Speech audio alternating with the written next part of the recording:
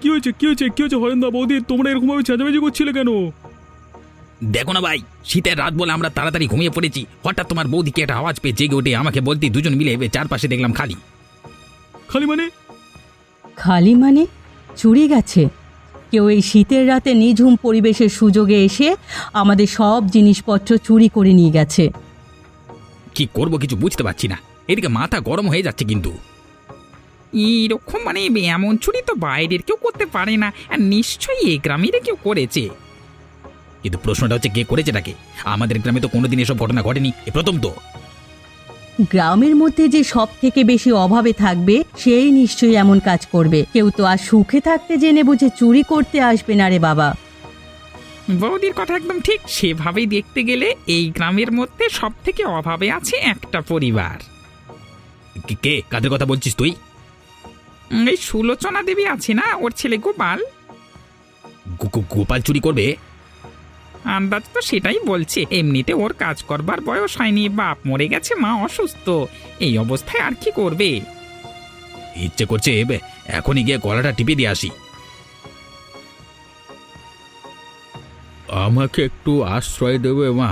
এই শীতের রাতে জীর্ণ চাদর জড়িয়ে খোলা আকাশের নিচে তো আর বাঁচতে পারছি না। কে তুমি? দেখছো না আমরা এখানে সমস্যার মধ্যে কথা বলছি? আমার পরিচয় জেনে কি করবে? আমার নাম রমাকান্ত। বড় বিপদে পড়ে তোমাদের কাছে আশ্রয় চাইছি বাবা। তবে যদি থাকতে দাও তাহলে তোমাদের বিপদ থেকে উদ্ধারের রাস্তা বলতে পারি, তবে তার জন্য ধৈর্য ধরতে হবে। ঠিক আছে বাবা, আপনি আমাদের কাছেই থাকবেন। কিন্তু মাধবী, কোনো কিন্তু নয়, আমি সিদ্ধান্ত নিয়ে ফেলেছি। আসুন বাবা, আপনি আসুন। মানুষ বেঁচে থাকলে সমস্যা চলতেই থাকবে, তা বলে সামান্য মানবিকতা ভুলে যাব এটা তো হয় না। আসলে আমি বড় শীত কাতরে মা। তোমাদের শীত কাতরে ও অতিথি।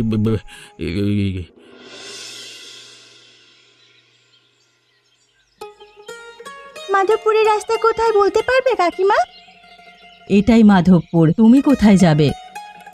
আমি শহর থেকে গ্রামে এসেছি, শহরে পড়াশোনা করেছি, এখন তোমাদের এই পঞ্চায়েতে আমি চাকরি পেয়েছি। বাহ, তাহলে তো খুব ভালো কথা। কিন্তু তুমি থাকবে কোথায়? আসলে এই গ্রামে আমার পৈতৃক একটা পুরনো বাড়ি ছিল, আমি সেখানেই থাকতে চাই। তুমি তো এদিকে রাস্তাঘাট কিছুই চেনো না। তুমি যদি আমাকে বলো তাহলে আমি সাহায্য করতে পারি। না না, আমি নিজেই খুঁজে নিতে পারবো। সাবধানে থেকো। আসলে আমাদের এদিকের লোকজন সবাই খুব ভালো নয়। কেন, কি ব্যাপার? কাল রাতেই আমাদের বাড়িতে চুরি হয়েছে, এখনো সবাই খোঁজাখুঁজি করছে। এইসব সব জায়গাতেই লেগে আছে, আমার কাছে কিছু নেই চুরি করার মতো, আর আমি কারো ধান্দাতেও থাকি না। আসলে আমার এই গ্রামে আসার উদ্দেশ্য হচ্ছে আমার পুরনো স্মৃতি ফিরে পাওয়া। আমি সেটুকু নিয়েই থাকবো আর নিজের কাজবাজ করব। ঠিক আছে, আমি যাই, দেখি খুঁজে কোথায় কি পাওয়া যায়।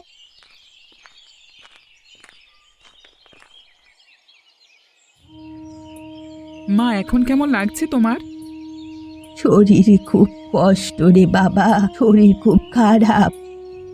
আমি যদি একটু বড় হতাম তাহলে তোমাকে কোনো চিন্তা করতে হতো না মা। আমি সংসারে এসব ব্যবস্থা করতাম, তোমাকেও সুস্থ করে তুলতাম, কিন্তু আমাকে তো এখন কেউ কাজ দিতে চায় না।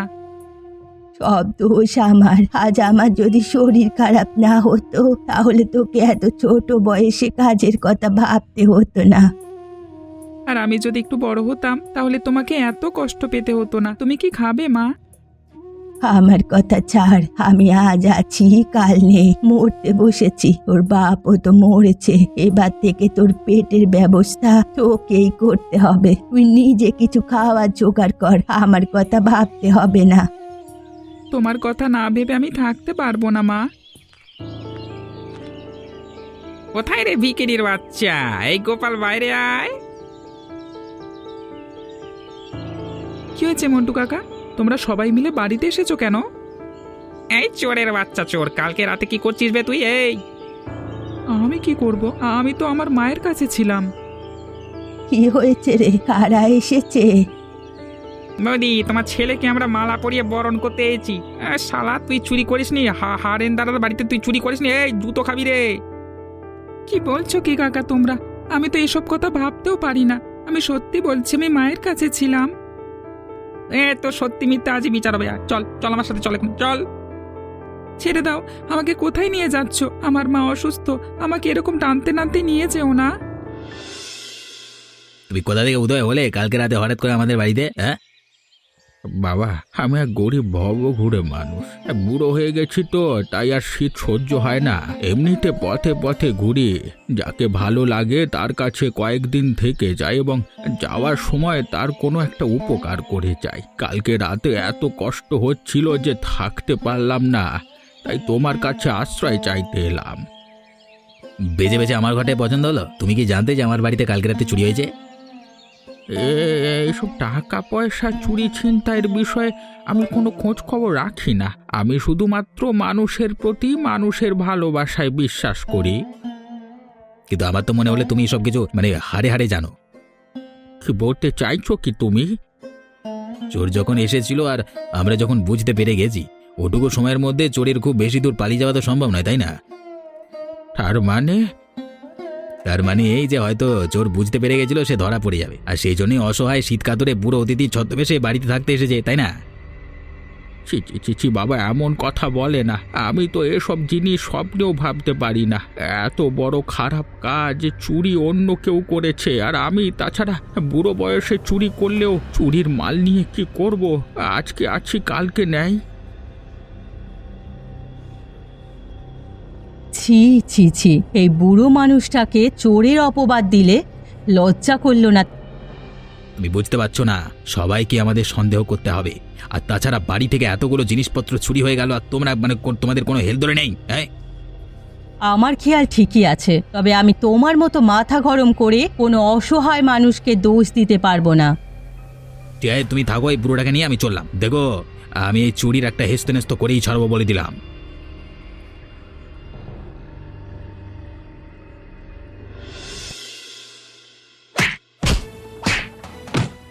হ্যাঁ বল, আর করবি চুরি? কেন করেছিস চুরি? বল বল শালা বল। আমি চুরি করিনি কাকু, তোমরা বিশ্বাস করো আমি চুরি করিনি। মিথ্যে বলছে, ওরে মারো না ওকে। তোর মায়ের শরীর খারাপ, চিকিৎসা করানোর জন্য তো টাকার দরকার। তুই ছাড়া কেউ তো এরকম কাজ করতে পারে না গ্রামে। আমার যদি চুরি করবার থাকতো তাহলে আগে করতাম না। বিশ্বাস করো আমি এরকম কিছু করবার কথা ভাবতেও পারি না। আমাকে মেরো না, তোমরা দয়া করে ছেড়ে দাও। হ্যাঁ, আমার বাড়িতে অসুস্থ মা আছে, আমাকে যেতে হবে। এই তো এসে গেছে হরেন্দা। এই দেখো, তোমার বাড়িতে চুরি করে এখন স্বীকার করছে না, দেখো তো। তুই চুরি করেছিস? সত্যি করে বল। আমি তখন থেকে একটা কথা বলছি, আমি চুরি করিনি, সত্যি বলছি, বিশ্বাস করো। তোরা ওকে ছেড়ে দে, যেতে দে, ছাড়। যেতে দেবো মানে? হ্যাঁ, তোমার জন্য এত কষ্ট করে চোর ধরলাম আর তুমি বলছো যেতে দেব? ওকে ভালো করে শিক্ষা না দিয়ে দিলে কালকে আমাদের সবার সাথে এরকম করবে। হ্যাঁ, আমার মনে হচ্ছে এই ছেলেটা চুরি করেনি। তার মানে? ওই বুড়োটা যেটা আমার বাড়িতে এসেছে। এই তুই যা ভাই, দৌড়ে পালা, জানা যা, চলে যা ভাই। আমার মনে হচ্ছে সর্ষের ভেতর ভূত লুকিয়ে আছে, বুঝলি? কালকে আমার বাড়িতে যে বুড়োটা এসেছে ওর উপর আমার হেভি সন্দেহ। তাহলে ধরে নিয়ে একদিন ধোলাই দিলেই হয়। কিন্তু আমার বউ ওকে আগলে রেখেছে, যা করবার খুব সাবধানে করতে হবে। ঠিক আছে, বিষয়টা নিয়ে আমরা পরে চিন্তা করব।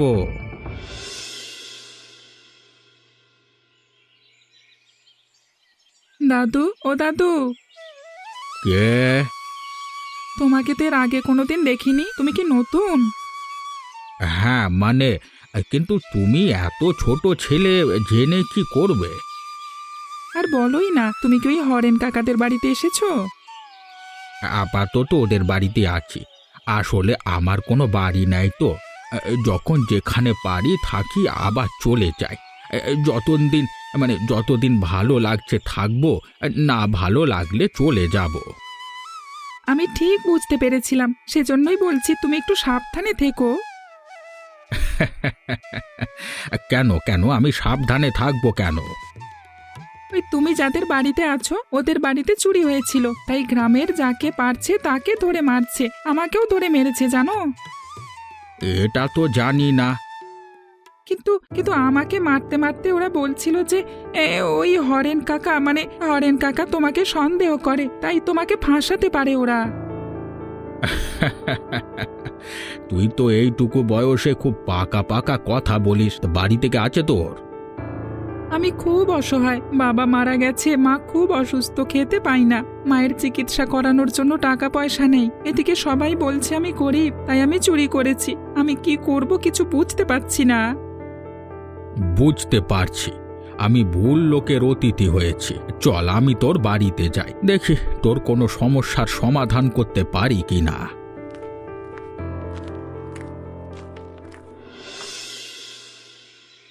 উফ, সকাল থেকে খেটে খেটে প্রাণ বেরিয়ে গেল। কই গো, তোমার রান্না হলো? ওই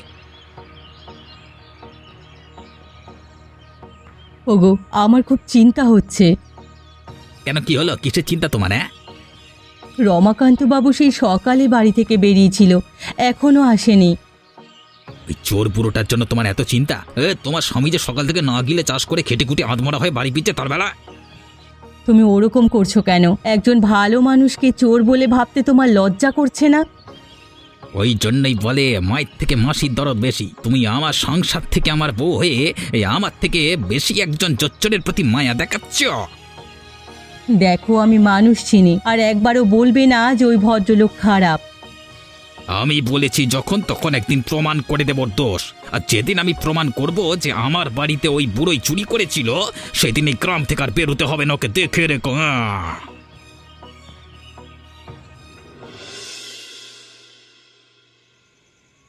মা, তুমি চোখ খোলো মা, তুমি এরকম করছো কেন মা?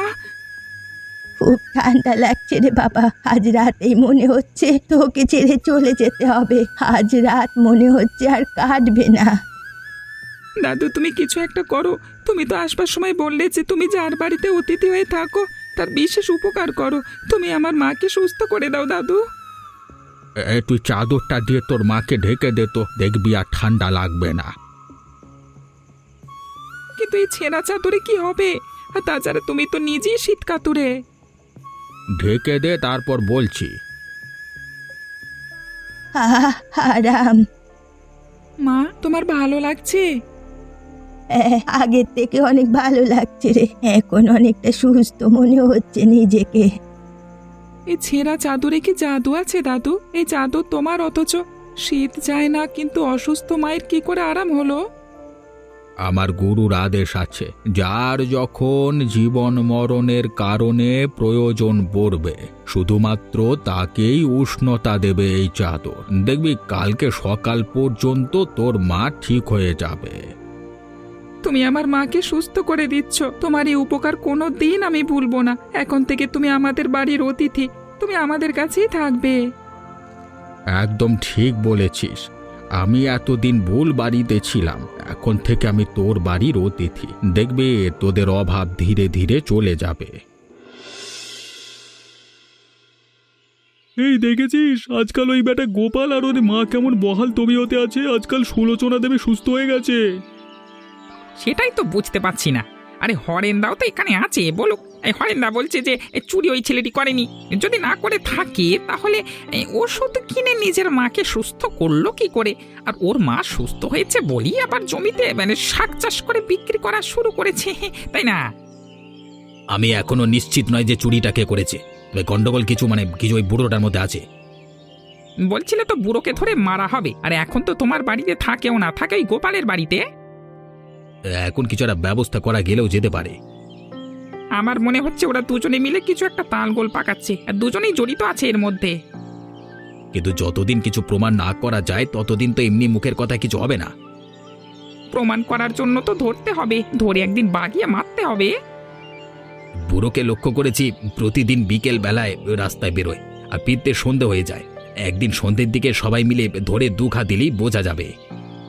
তাহলে আজকে থেকে আমরা লক্ষ্য রাখবো, যেদিন বাগে পাবো বেটাকে সেদিনই ছেড়ে দেবো একবারে।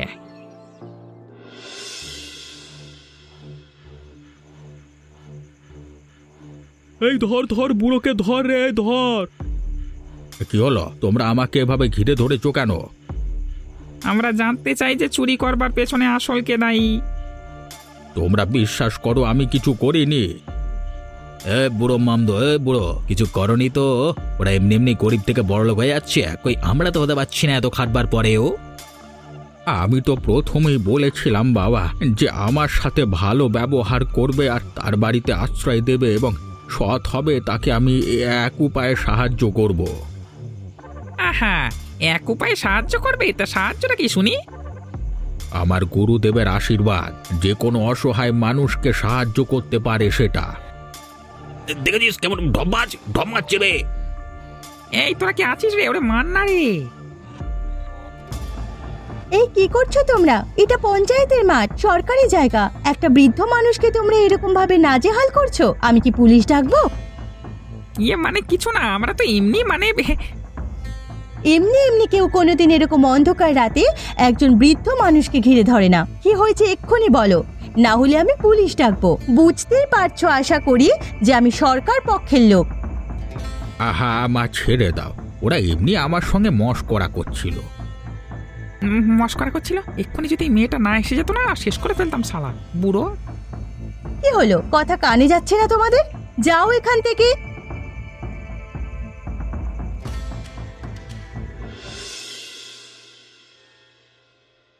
হ্যাঁ, কি বলতে চাও তুমি? মানে আমি গরিব মানুষ, গ্রামের, বহুদিন ধরে অসুস্থ ছিলাম, এখন হঠাৎ ঠিক হয়ে গেছি, তাই আমি আমার পুরনো শাকের ব্যবসাটা আবার শুরু করতে চাই। কিন্তু এই কদিনে একেবারে আমাদের ভিখারির মতো অবস্থা হয়ে গেছে, তাই আমি কিছু টাকা ধার নিতে চাই সরকারের কাছে, মিটিয়ে দেব সময় মতো। ঠিক আছে, কয়েকদিনের মধ্যেই হয়ে যাবে। দাঁড়াও, তোমাকে একটা কথা জানানোর ছিল। কি কথা? তুমি যে বললে তুমি অনেকদিন অসুস্থ ছিলে, হঠাৎ করে সুস্থ হয়ে গেছো কিভাবে? আমাদের বাড়িতে আমার ছেলের সাথে হঠাৎ করে এক বুড়ো দাদু আসে। এমনিতে সে ওই হরেন কাকাদের বাড়িতে আশ্রয় নিয়েছিল, কিন্তু তারপর আমাদের অসহায়তার কথা জেনে আমাদের বাড়িতে আসে। সেই আমাকে ঠিক করে দিয়েছে। কিভাবে ঠিক করেছে? আর কে বুড়ো দাদু? পরিচয় তো আমিও ঠিক জানি না, তবে এমনিতে শীত কাতুর। তবে ওর গায়ের একটা ছেঁড়া চাদর আমাকে দিয়েছিল, সেটাই আমাকে সুস্থ করেছে। আর ওটা রেখে দিলে নাকি আমাদের বংশে আর কখনো কারো এমন শরীর খারাপ হবে না বলেছে। সেই বৃদ্ধের নাম কি? ওনার নাম হচ্ছে রমাকান্ত বাবু। কি নাম বললে? হ্যাঁ মানে এইসব পঞ্চায়েতের কাজ তো অজুহাত। আমি ঠিক এই মানুষটাকে খুঁজতেই এসেছিলাম এই মাধবপুর গ্রামে। কাল সন্ধ্যাবেলা আমার ঠিক সন্দেহ হয়েছিল যে আমি ঠিক মানুষকেই বাঁচিয়েছি। কোথায় পাওয়া যাবে এখন তাকে? আমাদের বাড়িতে। ঠিক আছে, এক্ষুনি চলো।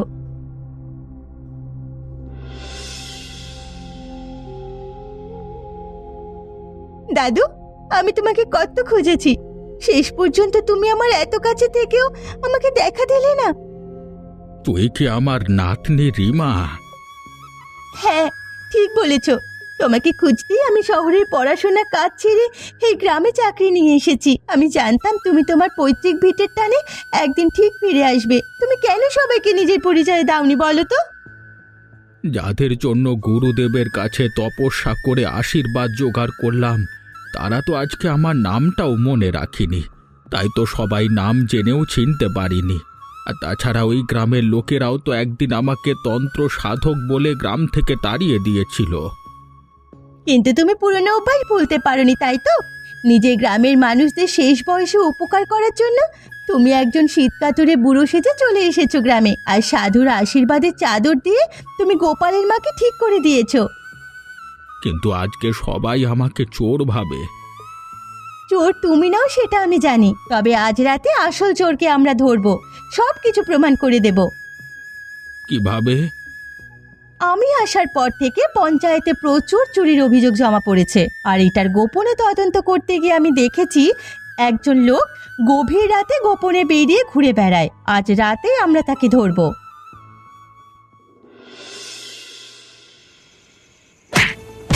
বাবা গো, মরে গেলাম, বাঁচাও। এখন কেমন লাগছে মন্টু ওস্তাদ? ছিচকে চুরি করার মজা বুঝতে পারছো তো? ওই ছেড়ে দাও আমাকে, আপনাকে ছেড়ে দাও।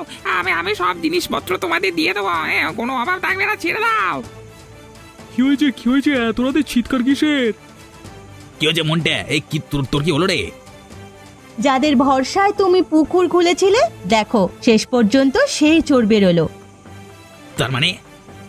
তার মানে হচ্ছে এটাই যে আমার আশীর্বাদের চাদর দিয়ে শুধু তোমাদের সুস্থ রাখতে চেয়েছি, একজন শীতকাতুরে অতিথি সেজে এসে। আসলে এ গ্রামে আমার পুরনো বাড়ি ছিল, কিন্তু কিছু মানুষ আমাকে বদনাম করে তাড়িয়ে দিয়েছিল। এখন ছদ্মবেশে ফিরে এসে তোমাদের ভালো করতে চেয়েছি, তোমরা আমাকে অপবাদ দিয়েছো।